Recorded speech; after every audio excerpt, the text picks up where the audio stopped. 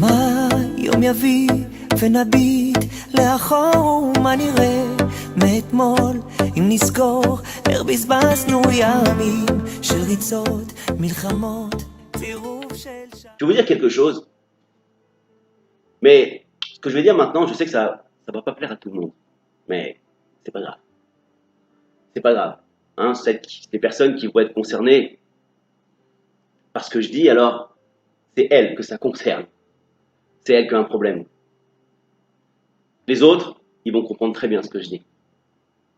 On voit dans la fin de la paracha de Ki Tetsé, dans le Maftir là-bas, on parle de Amalek. Zachor et Asher Asa Lecha Amalek. Souviens-toi de ce qui t'a fait, Amalek. Le dernier passouk nous dit quoi? Timche et Zechar Amalek. Mitachat Hashamaim. Lotishkar. Efface-le. Le Zechar de Amalek. Le souvenir d'Amalek, efface-le. Et Lotishkar, ne te souviens même pas de lui. Quand on réfléchit un petit peu, on se dit, mais de quoi elle parle, la Torah, ici? Elle parle pour qui? Il ne faut pas que je me souvienne d'Amalek. Il faut que je l'oublie. Alors, si on parle de quelqu'un qu'on ne connaît pas, c'est facile. Quelqu'un que je ne connais pas, je l'oublie, et puis je ne le vois plus, et puis c'est terminé. Mais la Torah ne peut pas te parler de quelqu'un que tu ne connais pas, parce que si elle te parle de quelque chose, c'est que tu le vois souvent. C'est que tu le rencontres souvent. Mais quand on remonte un petit peu dans l'histoire, eh ben on voit que qui c'est Amalek? C'est un descendant de Esav. C'est le frère de Yaakov. En fait, la Torah veut nous parler ici du Erev Rav.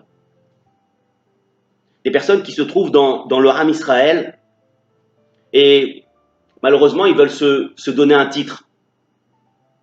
Ils veulent prendre la place de quelqu'un. Ils veulent qu'on leur fasse du kavod, qu'on leur donne des honneurs. C'est de cela qu'on parle. C'est ça que veut nous parler la Torah. Vous savez, un jour j'ai été invité, il y a quelques mois, j'ai été invité dans un mariage. Alors, pour Hachem, j'ai été au mariage. La choupa s'est très très très bien passée. Et puis à un moment donné, on est rentré dans la salle. Alors, moi j'ai suivi le groupe, il y avait les rabbanim devant. Et je vois que dans la salle, il n'y a pas de méritza.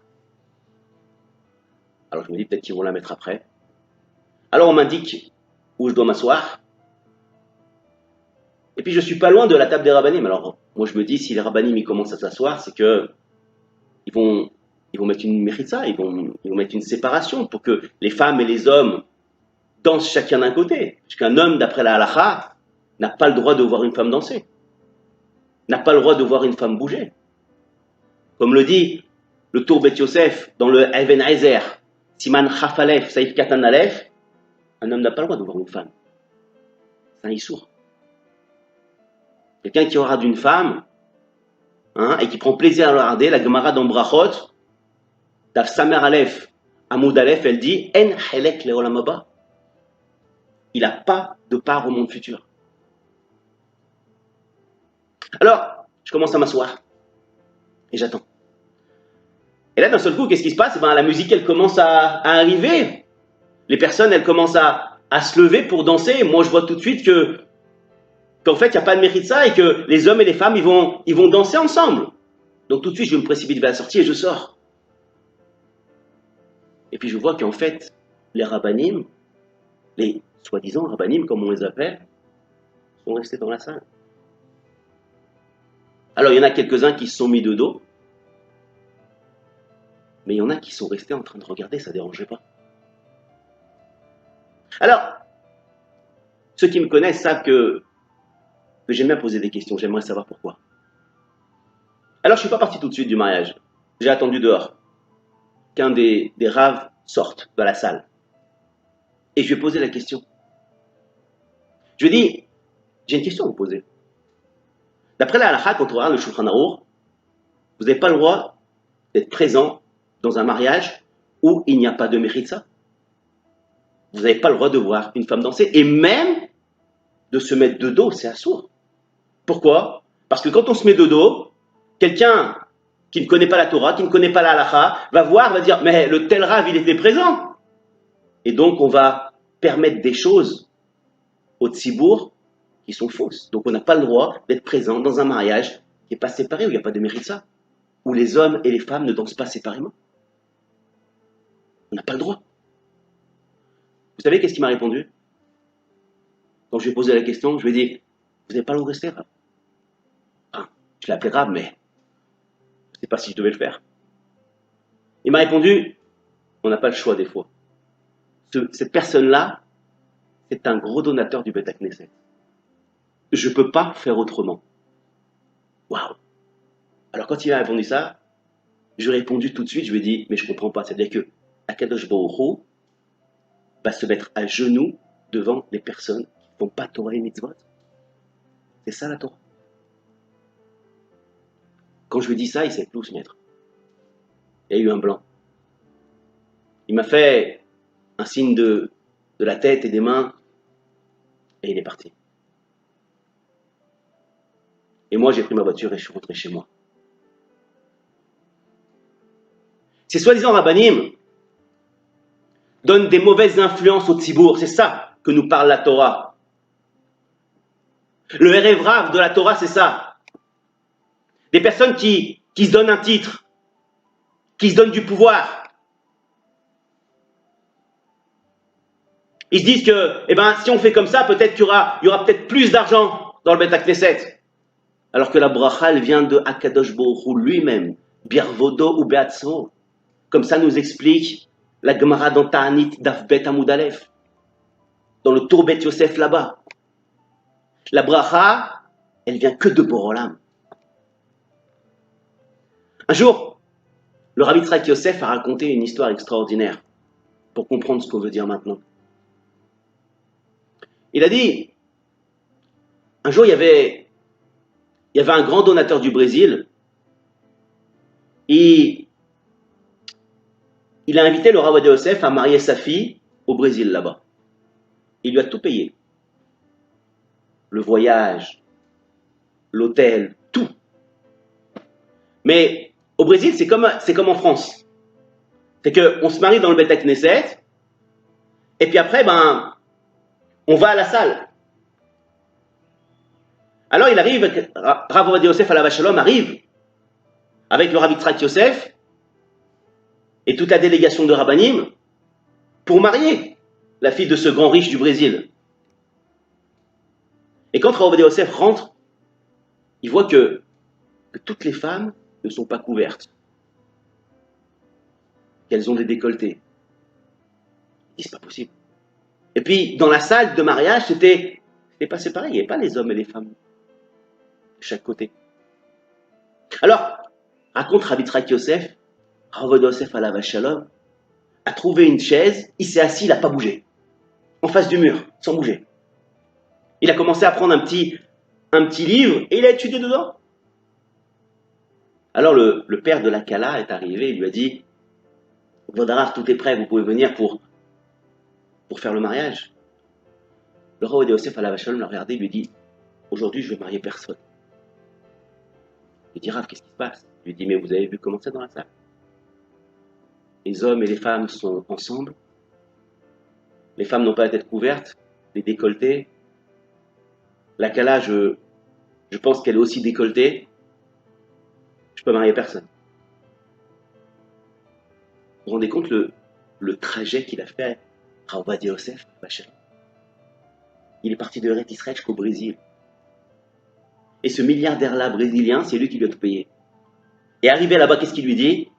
Non, moi je marie personne. Vous savez pourquoi? Parce que Rav Ovadia Yosef, il a fait la Torah Behemet. Il a respecté ce que c'est marqué dans Shulchan Arour. Alors, ça a pris 1 heure. 1 heure, le père de la Kala a commencé à parler aux personnes qui étaient autour de lui, couvrir tout le monde, donner un chapeau aux femmes qui sont mariées, donner un châle à celles qui sont découvertes, aller voir la Kala comment elle est. Ça a duré pendant 1 heure pour organiser tout le mariage. Au final, le père est arrivé, il lui a dit, Vodarav, tout est fait, selon la halakha. Le roi Yosef s'est levé et a été marié, le Khatan de la Kala. Akadosh Baruch Hu n'a pas fait la Torah pour que la Torah elle se plie devant les personnes qui ne sont pas Torah. Le roi Yosef a mis Akadosh Baruch Hu sur un piédestal. Quand il a vu que ça ne va pas, il a dit non. On s'arrête là. Je ne fais plus rien. C'est ça, la Torah. Quelqu'un m'a dit la dernière fois, il m'a dit, Asher, je comprends pas, tu donnes des cours à Ashdod. Ouais, mais tu es payé pour donner des cours. Je dis, moi, je suis payé. Je suis payé pour donner des cours, mais non, je ne suis pas payé pour donner des cours. La Torah, elle ne s'achète pas. Combien de cours je fais les Nishmat pour l'Atzlacha de personnes? Les personnes me disent, mais combien je dois te payer? Combien je dois vous payer? Je dis non. Rien. La Torah, elle est posée dans un coin. Mon arbre Bekren Zavit. Elle est posée dans un coin, et celui qui veut la prendre, il la prend. Mais de vendre la Torah, non. Alors quand c'est un kollel, et le Rav il demande pour un kollel, c'est autre chose. Mais on ne vend pas la Torah. La Torah, elle ne se vend pas. Elle est posée dans un coin et tout celui qui veut, il peut venir la prendre, qu'il soit riche, pauvre, ou même autre chose. Mais on ne prend pas d'argent pour la Torah. Sur le compte de la Torah, on ne prend pas d'argent. Alors, c'est quoi la itna'agut, le comportement qu'on doit avoir? Le comportement qu'on doit avoir, on le voit dans le Zohar Kadosh. Le Zohar Kadosh nous dit le comportement qu'on doit avoir dans la vie. Quand Akadosh Baruch Hu a créé le monde, quand il a commencé à écrire la Torah, toutes les lettres, nous dit le Zohar Kadosh, se sont présentées devant Akadosh Baruch Hu. Et on dit, je veux être la première lettre de ta Torah. Je veux être la première lettre. Alors la première lettre qui s'est présentée, c'est le Tav. Elle s'est présentée devant Akadosh Baruch Hu, elle a dit, moi je veux être la première lettre de ta Torah. Parce que moi je suis la première lettre de Teshuvah, de Torah. Donc je vais être la première lettre de la Torah que tu vas écrire. Alors Akadosh Baruch Hu, nous dit Zohar Kadosh, il a regardé la lettre et il lui a dit, c'est vrai, tu as raison, j'aurais pu t'écrire en premier, mais je ne peux pas. Parce que tu es la dernière lettre du mot Mavet, la mort. Et je ne peux pas te mettre en premier sur la Torah. Alors la lettre Tav a compris. Et elle est repartie. Elle a dit, tu as raison, Akadosh Baruch Hu. Alors la lettre juste avant est arrivée, la lettre Shin. La lettre Shin est arrivée, elle dit, moi aussi, moi je veux être la première lettre de ta Torah parce que je suis la première lettre de ton nom. Shalom, Shakai. Je suis la première lettre de tes noms. Donc je revendique la place pour être la première lettre de la Torah. Akadosh Baruch Hu l'a regardé et lui a dit, c'est vrai, tu aurais pu être la première lettre de la Torah, mais je ne peux pas. Parce que 2 lettres avant, quand on voit l'alphabet en hébreu, eh ben, il y a Resh, il y a Kouf, Resh, Shin, Tav. Kouf, Resh, Shin, Tav. Le Kouf et le Resh, c'est les 2 lettres qui sont avant le Shin. Mais quand on regarde ces 3 lettres, ça fait quoi? Ça fait Sheker, le mensonge. Et à dire Akadosh Baruch Hu, nous disons à Kadosh, le Kouf et le Resh, ils ont tiré le Shin pour faire le mot Sheker, mensonge. Comme si à dire Akadosh Baruch Hu à la lettre Shin, ils t'ont tiré la première lettre de mon nom pour dire que chaque mensonge, pour qu'il puisse tenir, il doit avoir une part de vérité. Donc il a dit à Kadosh Baruch Hu, à la lettre Shin, je ne peux pas te mettre au début de la Torah. Parce que ces 2 lettres, Le Kouf et le Resh t'ont tiré vers elle pour faire le mot sheker, mensonge. Alors la lettre Shin a compris. Elle a dit, je comprends. Je comprends. Alors elle s'est retirée. Toutes les autres lettres sont arrivées. Les deux dernières qui sont arrivées, enfin la dernière qui est arrivée, c'est la lettre Bet. La deuxième lettre de l'alphabet. Elle arrive à Akadosh Baruch Hu, il a dit, moi je veux être la première lettre de la Torah. Alors, Akadosh Baruch Hu lui a dit, pourquoi tu veux être la première lettre de la Torah? Il lui a dit, parce que moi je suis bracha. Je suis la bracha, et quelqu'un qui étudie la Torah, quelqu'un qui lit la Torah, il a la bracha. Alors Akadosh Baruch Hu lui a dit, t'as raison. Tu seras la première lettre de la Torah. Et c'est pour ça que la première lettre de la Torah est un bête, Bereshit. Alors, le Zohar Kadosh nous explique et nous dit que Akadosh Baruch Hu s'est retourné vers la lettre Aleph. Et lui a dit, dis-moi toi, pourquoi tu n'as pas revendiqué à vouloir aussi, toi, être la première lettre de la Torah? Alors, le Aleph a dit, pourquoi est-ce que je prendrais la place de mon voisin? Quelle est la lettre bête? Ça y est, tu as choisi Akadosh Baruch Hu. Alors, Akadosh Baruch Hu lui a dit, puisque tu as gardé ta place, tu as su te comporter comme il fallait, que c'est pas parce que j'ai trouvé quelqu'un qu'on peut revendiquer. Non. Tu as su garder ta place comme il faut, alors je vais prendre ta lettre et je vais la mettre à la fin de la Torah. C'est-à-dire que quand on va lire les trois premiers mots de la Torah, qui sont Bereshit, Bara, Elohim, on va voir la lettre Tav, la lettre Aleph, et même qui forme le mot Emet. Comme ça, il lui a dit Akadosh Baruch Hu. Quand quelqu'un il sait garder sa place, il ne veut pas pousser les autres pour pouvoir grandir, c'est Akadosh Baruch Hu lui-même qui vient le chercher, qui l'emmène et qui l'élève. Comme ça nous explique le Ochot Tzadikim. Il nous dit que Akadosh Baruch Hu, quand une personne elle sait tenir sa place, elle connaît ses fonctions et elle ne veut pas pousser les autres pour pouvoir avancer, alors même si elle n'est pas apte pour être à une place, Akadosh Baruch Hu va tout faire pour la mettre et elle sera apte pour le faire et pour l'être. Et quand on regarde la Torah, eh ben on voit que la dernière paracha de la Torah, c'est Zot HaBracha. Alors le Zerachim Shon nous explique et nous dit comme ça, un chidouche extraordinaire. Il nous dit, la première lettre de la Torah, c'est Bereshit. C'est Bracha.